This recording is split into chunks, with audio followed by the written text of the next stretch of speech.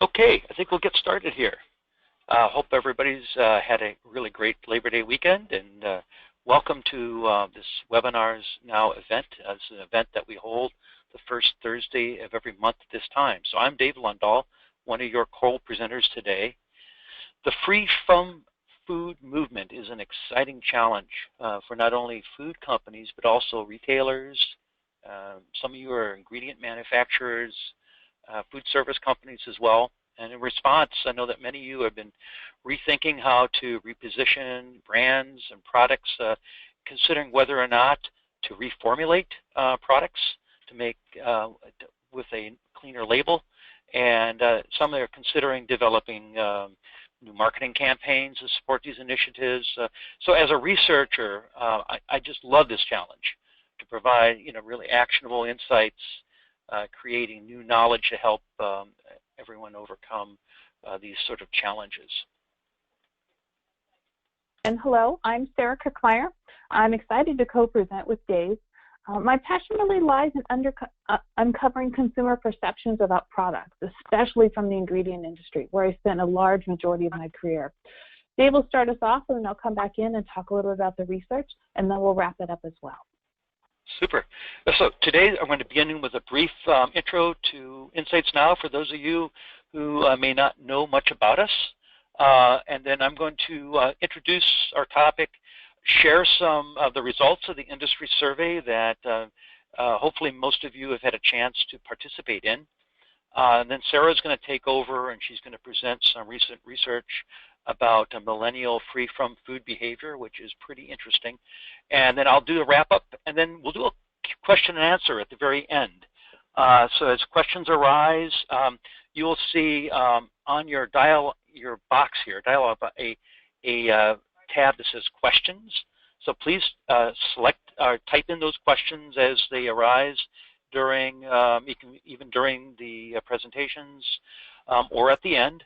And send them to all if you wish, and then we will discuss those questions that you have. Also, if for you, those of you who never used this sort of GoToWebinars application, there is the slides on your screen are too small. You can zoom in using the audience view, increasing that percentage. That's at the top of your dialog box. Okay, so with that, if we change the way that we look at people as human beings, use empathy in terms of how we understand them, and change our industry beliefs about why products succeed, that is going beyond measures of liking to understand what truly motivates people to act as they do. I believe we will improve the speed to and success for products and market. And with that, that's kind of a mantra that those of us at Insights Now hold. A little bit more about our company is that we work in the area of brand positioning and planning. We also work with innovation and product development, and we also work in the area of marketing and messaging.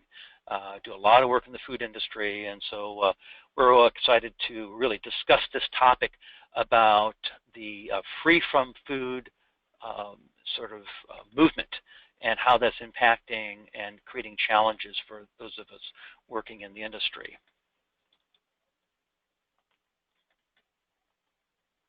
So the free from food movement is an exciting shift in consumer behavior that we've seen over the last few years. It's growing right now at about 7% annually in the U.S. It's actually faster growing than organic right now, which is really interesting. It's projected to reach a little over $41 billion in sales in the U.S. alone, but it's also a global movement.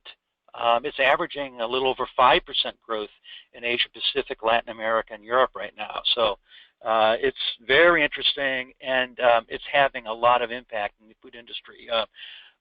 This is a couple-year-old report, but Food Daily, Production Daily reported, and this is just back in 2013 that over 52% of consumers reported choosing free from products. That means products that didn't have fat or sugar or various different ingredients, which is, and it's been rapidly growing ever since. The reasons for this movement at this point are largely unclear. Recent research has pointed out, and this is from Australia, that only 5% of consumers are seeking free from diets for some medical reason. And so what is clear, though, is that the consumer perceptions are changing, and these changes are our reality for those of us working in the food industry.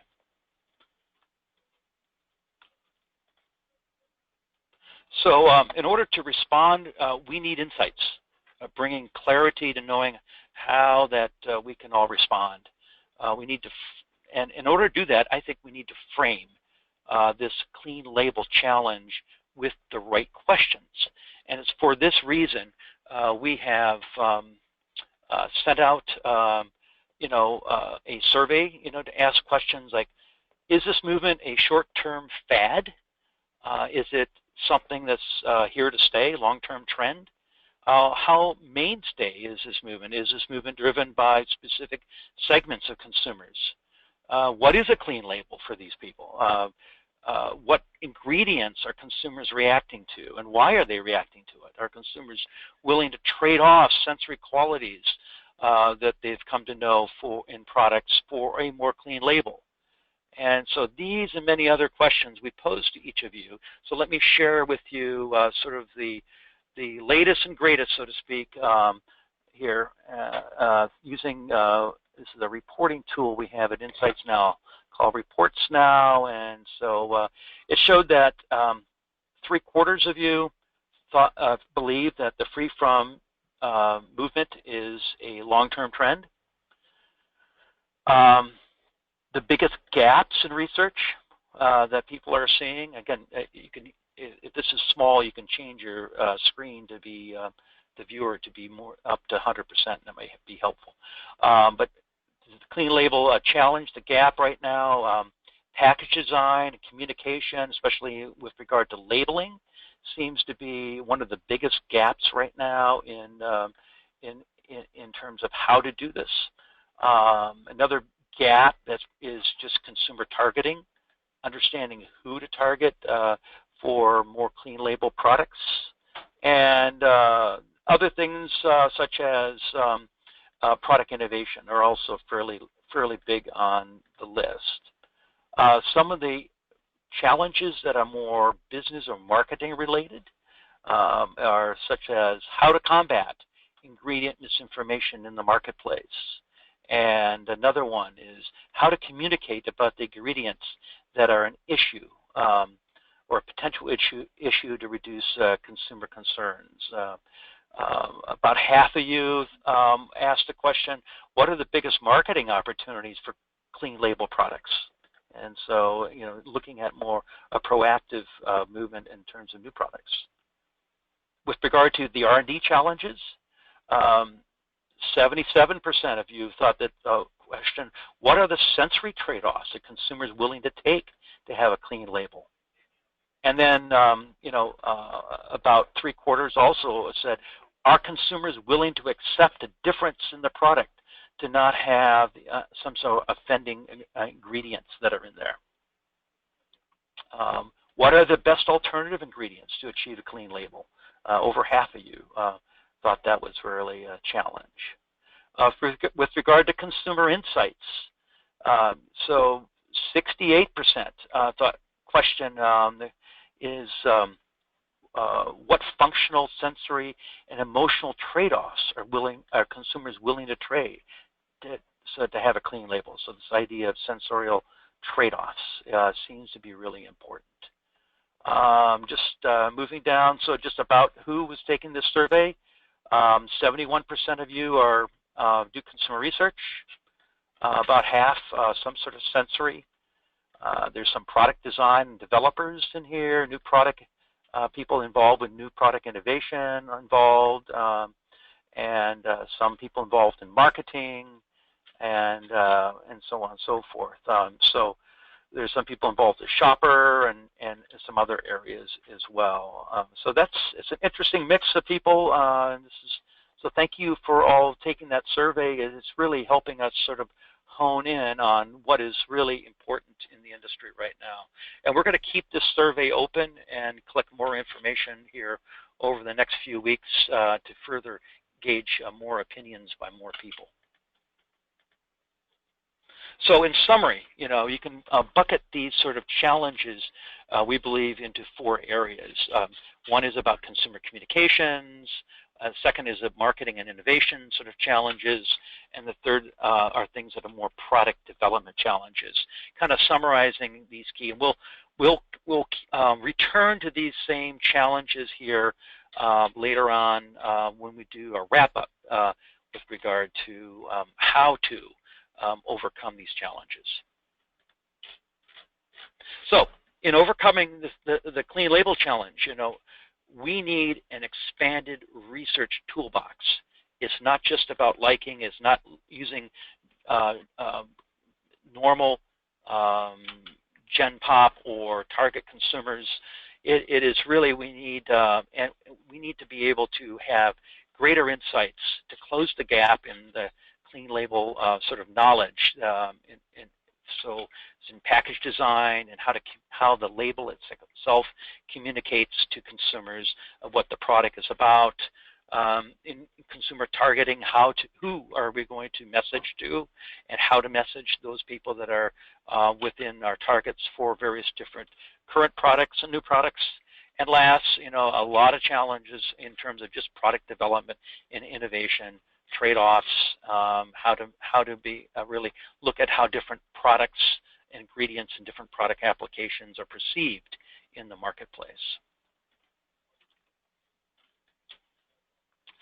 So with that said, I'd like to turn this over to the next part of our webinar to Sarah, who is going to be share us some thoughts about some of our recent research on millennials and free from food behavior.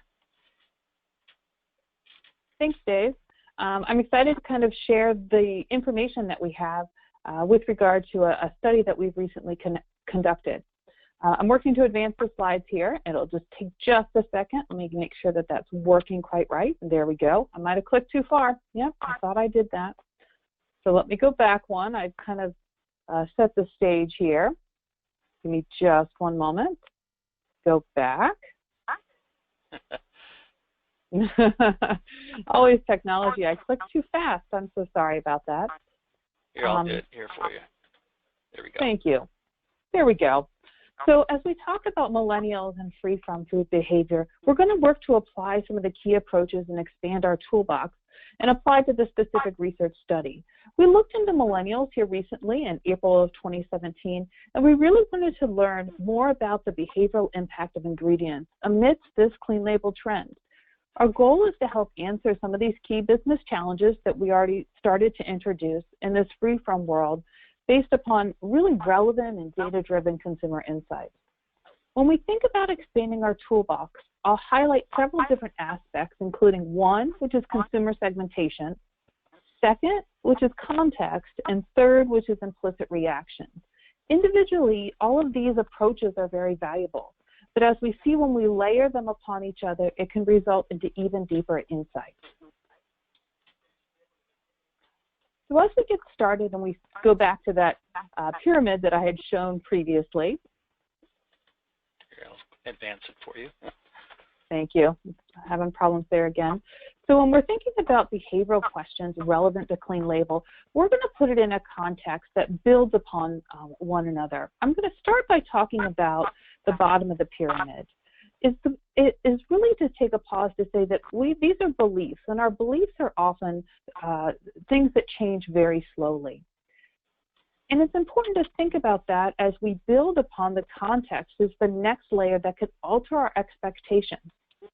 Our experience is related to functional and emotional and sensorial dimensions, which is really all part of the experience that we have when we're engaging with a product or any types of things that help to drive our behavior, which is all the way at the top of the pyramid.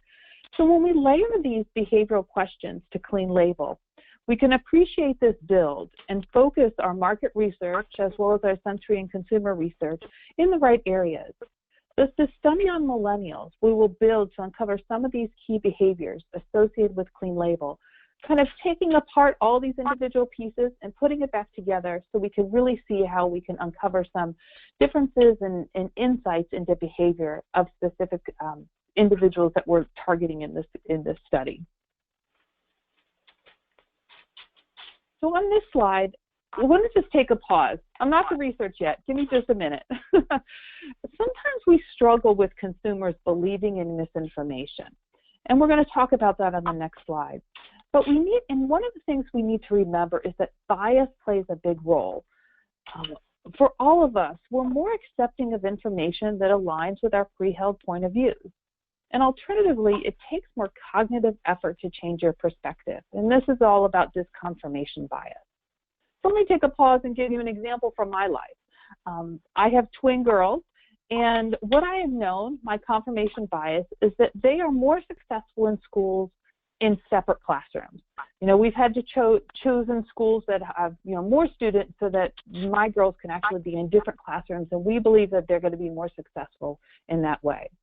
However, they went back to school, and there's a class that they, because they're changing classes now because they're getting a little bit older, and they're in the same class. And I kind of had to take a pause and say, oh no, what's going on? And listen to the teachers and understand, okay, what is the impact of that?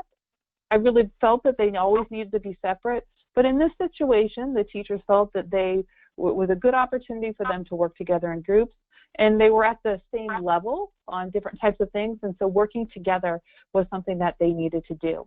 So this is a personal example of the way confirmation bias and disconfirmation bias has worked here recently as we've gone back to school. And these biases are really important to consider, really as you think about the bottom of our pyramid and the foundations to belief as we investigate the behavior of our millennials in this research study. So now let's start getting into some more of the meat of the research now that we've kind of positioned ourselves and gotten our brains around how we're going to approach it.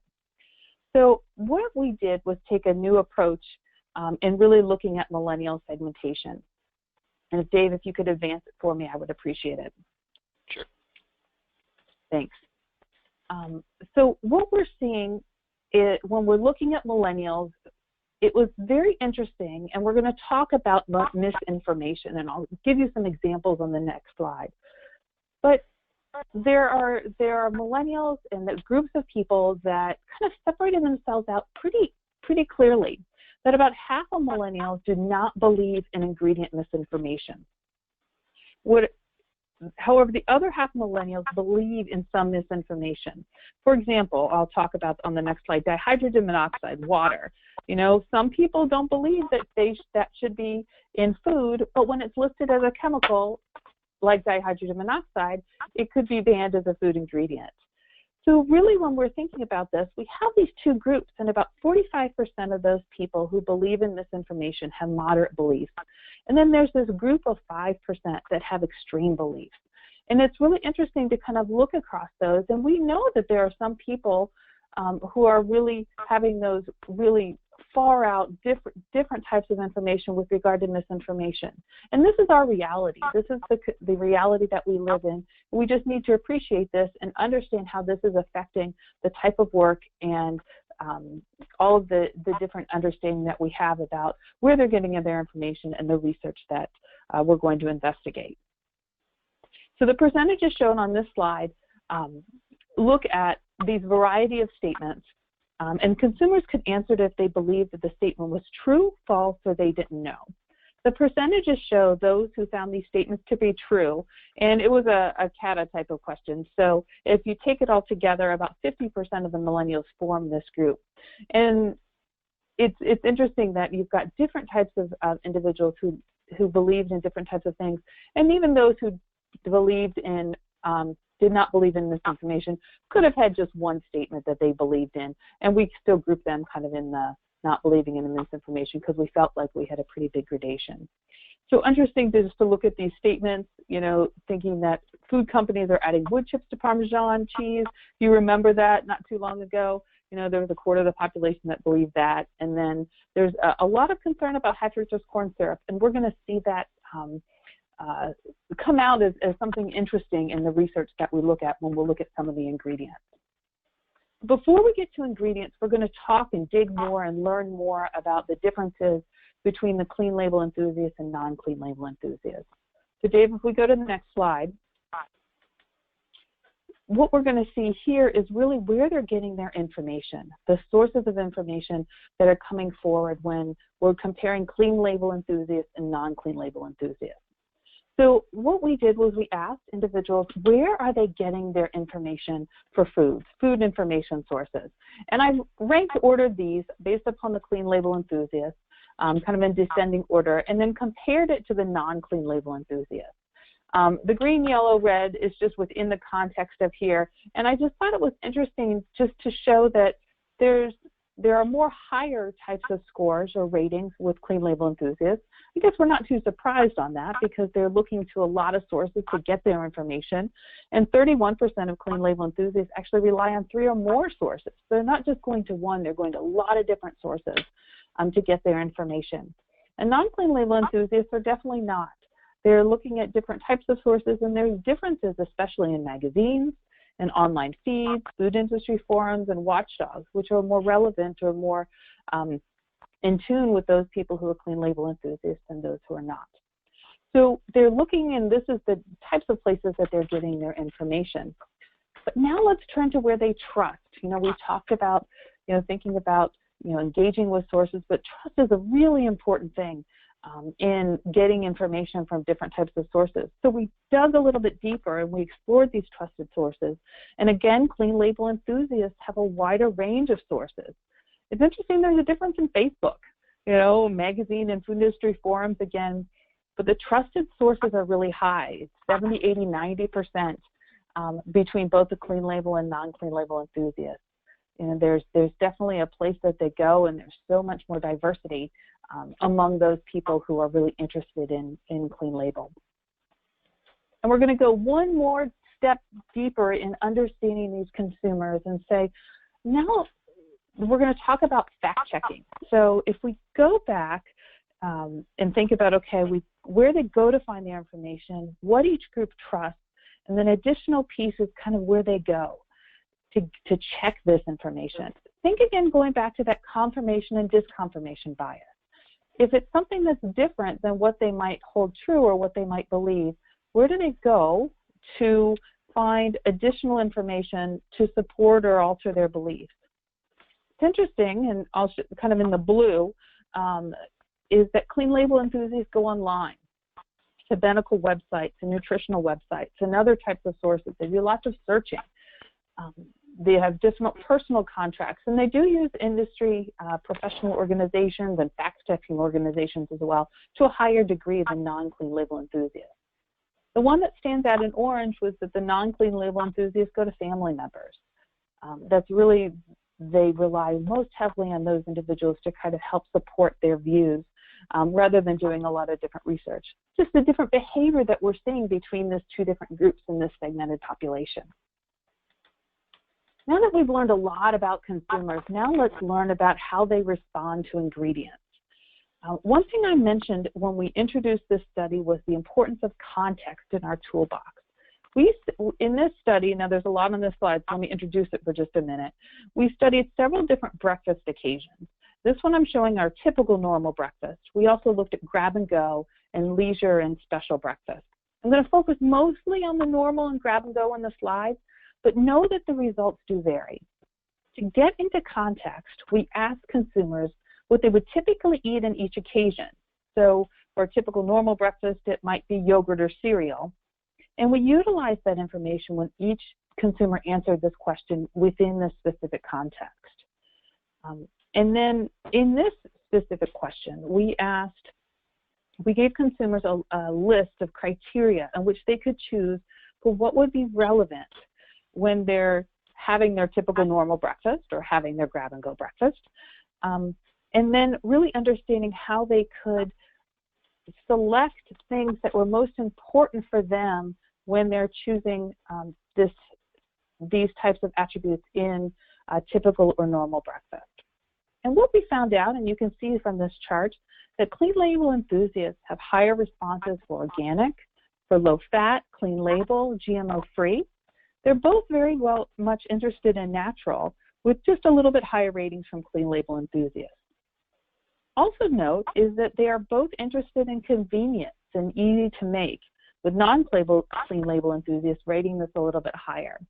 So it was great to see some variation in the types of things that are it's important for them when they're thinking about food choice in this specific example.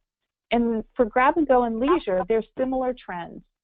And what we continue to learn is that clean label enthusiasts are defining natural differently. I'm not going to go into that, but it's something we can talk about at a different date. And then context has very important impact on the differences in these stated choice criteria.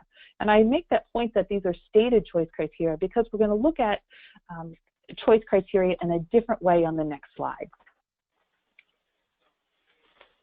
Now let's layer on another toolbox item in the implicit behavioral measurement. We want to get into the subconscious implicit reactions to various ingredients in situations that are specific to each consumer. So again, on the previous slide, we were just showing things that were stated choice. And now we're going to try to gather a little bit more information in a deeper way to think about the way individuals respond to specific ingredients and context. We put individuals in different moments, either a normal breakfast or grab and go, like I've talked about, and captured their reactions to different ingredients when in those contexts. In these quick responses, we learned whether it's a yes, no, is it okay, or do they avoid, for each ingredient, plus the time to respond. So we're going to look at each of those together, and then we're going to build those, look at each of those separately, and then build them together to gain some additional insight into understanding clean label ingredients. So this is just the response for the yes, no, or avoid. No timing associated here, but just looking at when we're thinking about specific sweeteners in a typical normal breakfast. So you might have selected yogurt, and if I'm thinking about yogurt and I'm a clean label enthusiast, what is my response to percent avoid when I'm thinking about honey? So I'm going to go to the bottom of the slide here. So honey is about the same, 17% or 20%. So I'm not going to avoid honey in my cereal or yogurt as I'm really thinking about a normal breakfast. For the other sweeteners, clean label enthusiasts avoid all more than non-clean label enthusiasts, which I guess is really not surprising. High fructose corn syrup shows to be unique, and in the following slides we're going to see that as well. And as in this one, and specifically in this typical normal breakfast, there's low avoidance by non-clean label enthusiasts. Non-clean label enthusiasts are pretty much okay with corn syrup in their typical normal breakfast. We're going to see how this might change a little bit in some of the other occasions as well. So again, this is just looking at just their respond and percent avoidance, which you can see on this slide in the horizontal axis. If they avoid yes or no, we look at that percentage. The interesting thing here is to add in the response time. We can plot this on the vertical axis. So if we think about the context of a normal breakfast, if the ingredient is familiar and there's low risk to avoid, we would see this in the lower left-hand quadrant. If the ingredient is unfamiliar and the risk is high, we're going to see it in the upper right-hand quadrant. And then you've got those other two quadrants as well. And we're going to spend some time in the upper left-hand quadrant as well with unfamiliar ingredient or use, and the risk is low. So we're going to see kind of all of those as we go forward and on these next slides. So I've got some builds on these next slides, so bear with me as I kind of go through them, and hopefully you can understand what we've got. So we've been talking a lot about normal breakfast, and that's what I'm going to show here in the red, and the percent avoidance. So it's the same type of data that we saw previously, and these are specifically for the clean label enthusiasts.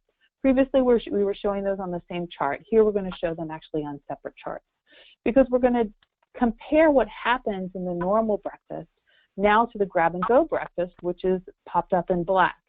There was a change in a lot of the different things that happen. The response times are faster for the normal breakfast, indicating more of an emotional response versus the grab-and-go, where the response times were slower. It's higher up on that graph. Thus, we're seeing more rational trade-offs among clean label enthusiasts for grab-and-go because people are thinking. It actually seems a little backwards, though. You know, you're grab-and-go, you're just going to go pretty fast. You shouldn't really think about it. But we're learning is that in these moments when they are going fast, these ingredients are just more disruptive. And they don't have time to think about it, so they just avoid it rather than considering. And maybe that isn't bad, and the value of the food outweighs the desire to avoid ingredients. So in regular breakfast, where people are more willing to make an ingredient trade-off, whereas in a grab-and-go, they're less willing, as they have less time and just react viscerally. And then when we look also at high fructose corn syrup, even high fructose corn syrup is avoided in a grab-and-go. It kind of moves and the percent avoidance goes even a little bit higher. So we've got overall more irrational and emotional trade-offs, more irrational or emotional responses in normal breakfast trade-offs, normal breakfast moments. We have more rational trade-offs in grab-and-go moments. And high fructose corn syrup had even higher avoidance in grab-and-go moments. So hopefully you can get an idea that there's complexity. And again, as we've layered our toolbox items, we're looking both at the segmentation, we're also looking at context, and now we're looking at reaction and speed of response as we put these all three things together. I do also want to show the non-clean label enthusiasts. And here's what we have for their normal breakfast. Again, they're not avoiding as much, and so it's pretty much on the left-hand side. They're thinking about the ingredients more similarly across the occasions. And so when we kind of build the grab and go, they're looking, for example, at sugar, and they're not avoiding it. It took some while to think about it, and it gave a very rational response versus honey, which they responded much more quickly. Salt was more similar to the clean label enthusiast, where it increased in rationality in the grab-and-go moment. For high fructose corn syrup, there's more avoidance and more rational trade-off in grab-and-go, and the avoidance, again, is in this visceral reaction. And with all of this together, it's really interesting to gain this insight. Hopefully I haven't confused you because there's a lot of data here. And as you continue to peel back the onion and say, what are the things that we can learn? There's definitely pieces about ingredients that are relevant to each of your products that you're engaging with. And then how can you take and translate this into all the different challenges that Dave set us up with? And that's where I'm going to turn it back over to him to kind of pull this all back together. All right, thanks, Sarah. So as we sort of try to put all this together, as Sarah said, to overcome the clean label challenge, we need to use an expanded research toolbox. And we showed you today in this research that Sarah just showed some examples of some different sort of tools that you could put in your toolbox to really address some of the questions that you identified as most challenging. So what I'd like to do is go back to those questions, the communication challenges, and some of the other challenges which I'll step through, and let's see about how we could apply these sort of methods and techniques to actually overcome these challenges through research. Okay, so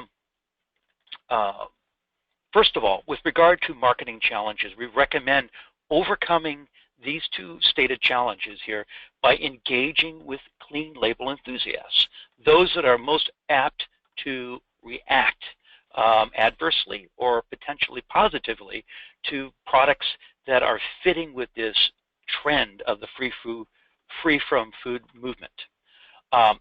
Brian Wanzak, who's a professor at Cornell University, he recommends one approach is to try to reduce fears by creating new ingredient associations to things that are already familiar and found naturally in unprocessed foods.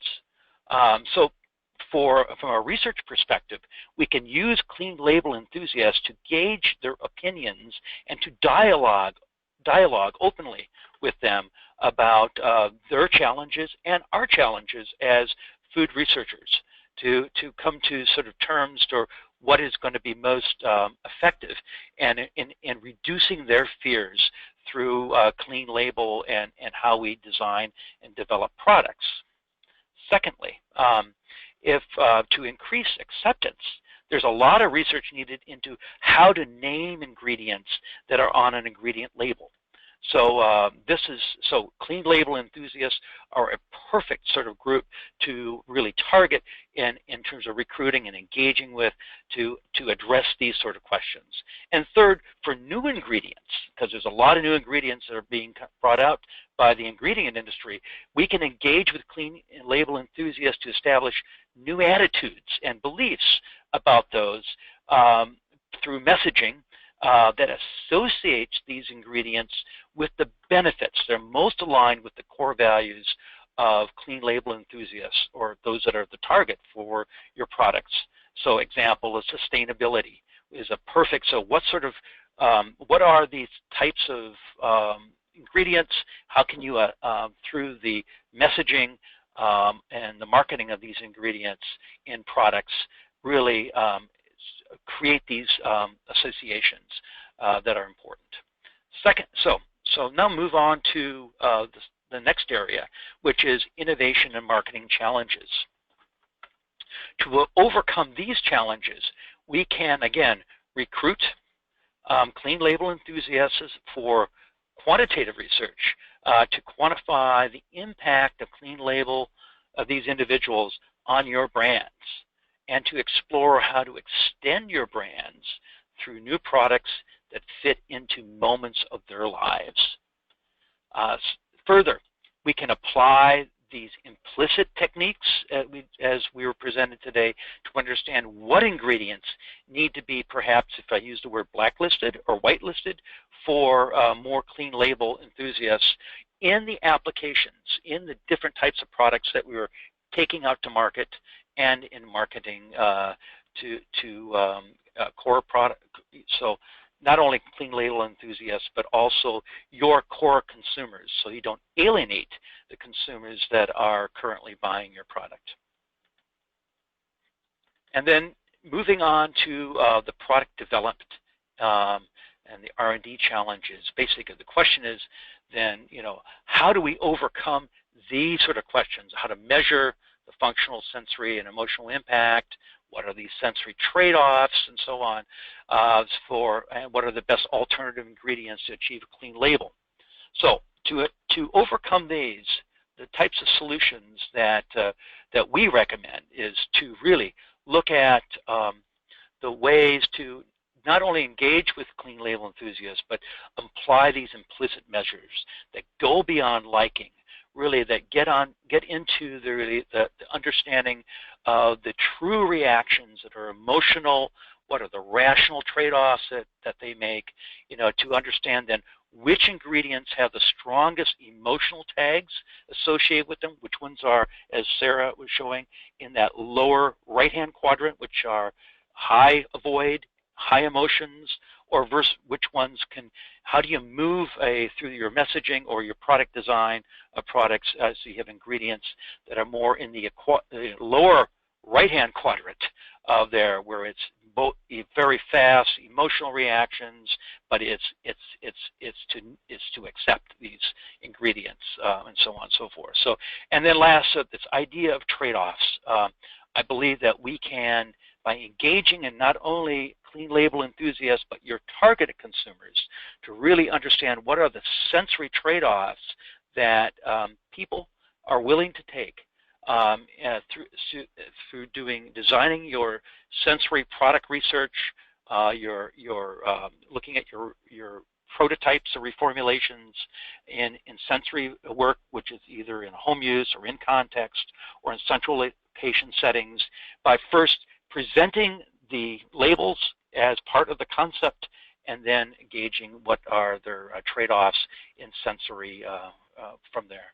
So these sort of and other sort of methods we recommend as ways that we can start going beyond the liking sort of perspective, bringing in new tools, new measures, so we can, as researchers, really help overcome the challenges, whether it's R&D, whether it's innovation and marketing, or whether it's simply messaging.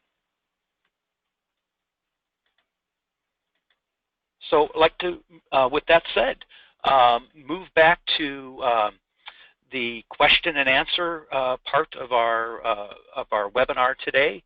And so we have, I'd like to get some questions for those of you. Hopefully you found this presentation to be really interesting. And what I'd like to do is make this very collaborative. So we're waiting for some questions to come our way here, and so we can really address them with you. And if by chance you have questions that are proprietary or have some other specific questions, please reach out to either myself or to Sarah. We have our contact information here available on the screen, and we'd love to, really go beyond where we are today. So I guess I've got one question here. I'm going to try to see it. So how did you go about gathering the data points for the breakfast research that you presented? Okay, and it's by Andrea. So so in the research we designed, Sarah, do you want to address this, or do you want me to jump in? You can start off, and I can jump in. Okay, fine. So we recruited millennials in this research study, and we did this through a quantitative survey format, where we then presented each person that was involved in the survey with 3 different contexts for a breakfast occasion or breakfast moment. And the first we said was the well, we randomized which ones to present first, but one was a normal breakfast. Second one was a leisure breakfast, special breakfast, and the third was a grab-and-go breakfast. And then we presented a number of products, food products, that would fit with one of these sort of moments, and they selected one. And then that gave the context where we were going to ask then about the various questions in here related. That we piped that sort of information back to when we did the implicit measures. So you saw, so in this whatever like sort of normal breakfast moment, when you're consuming yogurt, if that's what they selected, then how would you react to whatever the ingredient was? And we selected ingredients that were specific to those foods, and had then cycled through a number of these, yes, no. We also habituated the researchers, or excuse me, the panel, the participants. The participants.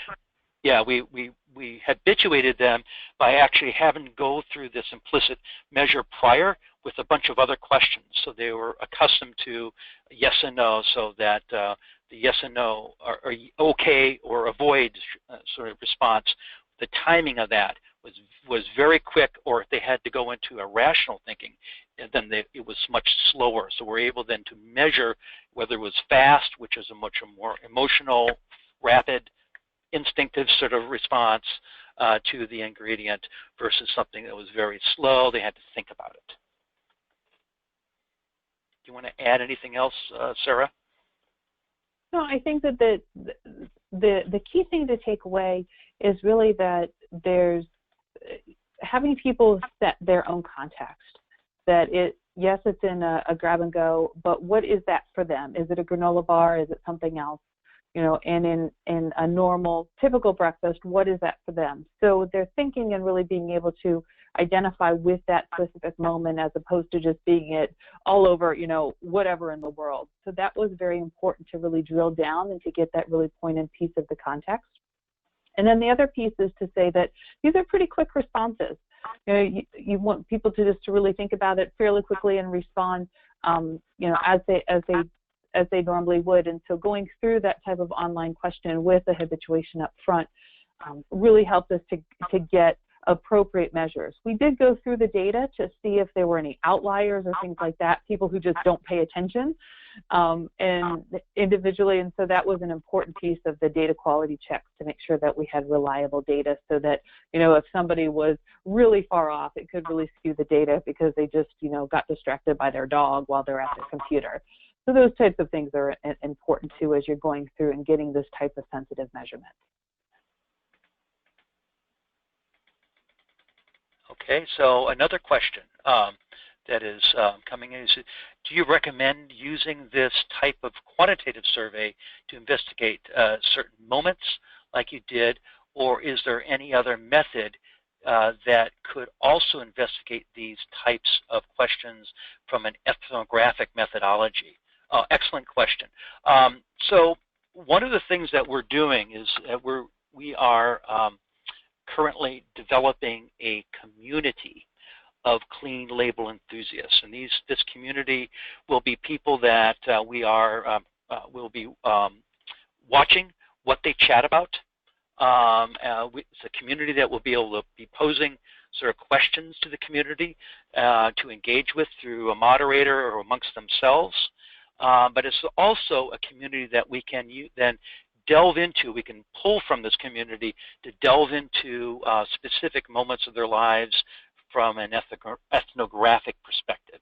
I believe, we all believe that the quantitative information is extremely important in terms of understanding various moments of context and how that impacts people's reactions to various different ingredients, react to clean labels and overall, as well as understanding truly for people that are clean label enthusiasts or a mix of clean label enthusiasts, perhaps you could do the same with other targets, but what the mix of clean label and with clean label enthusiasts, understanding the values that they hold dear for this group, and so that you can look at what sort of ingredients and products fit what they that are more fitting with the values that they have.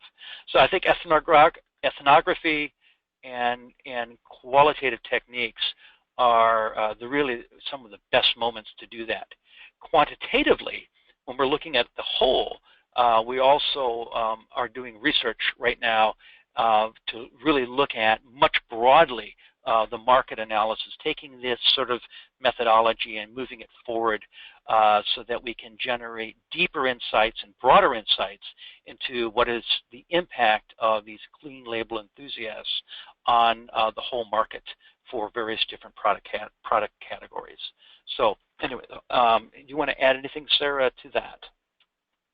No, I think the thing that you mentioned was really, again, just this layering on. I think that there's certain objectives that you would have that are answered qualitatively versus quantitatively, and I think that there's a balance between the two.